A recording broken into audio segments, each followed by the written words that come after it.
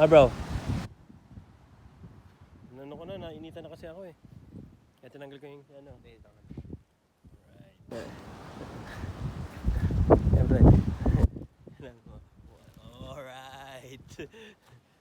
So yung mga kasama ko dito, 4 lang kami, mga brother ko to. Bait itong mga nandito. Halos ganyan yung bangka, no? Halos ganito ba yung bangka, bro? Oo. Yan yung ganyan yung sinakyan nyo? Mapayat lang? Ito maganda, no? Malapad yan. Check ko lang yung ano. Check ko lang yung ano. Dilim na. Charge kasi kami dito, pero yung pan-charge namin solar lang. Eh, check ko yung mga cellphone. Solar lang, tapos may battery siya. Ayan. Ayan. Wala, ilan na dagdag? Wala, hindi na dagdagan? Hindi, mahina kasi apoy. Ayun, apoy yung... Wala, oh. Aba talaga. Mahina talaga yung bato ng kuryente. Pero pag may mainit yan, bro, malakas yan, bro. Kunin mo na yung ano mo, wire mo. Ito, dito lang muna to.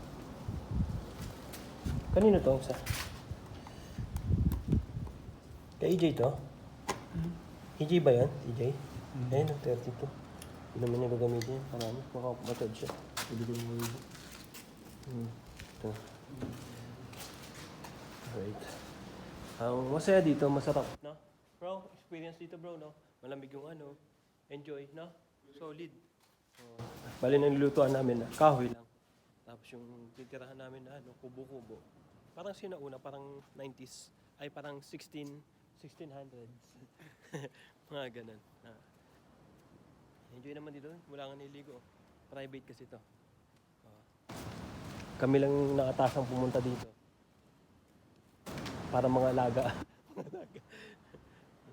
Pumunta lang kami dito. Ayun, para siyempre makapag-ano din. Makita din tong lugar. First time ko dito eh. Napakaganda. Pero yung experience na enjoy naman. May nakakatakot. Ganun. Masaya. Ayos. Ito yung kubo. Bakit? Tower. Dito lang may signal. Ito yung boss namin si ano, Boss Philip.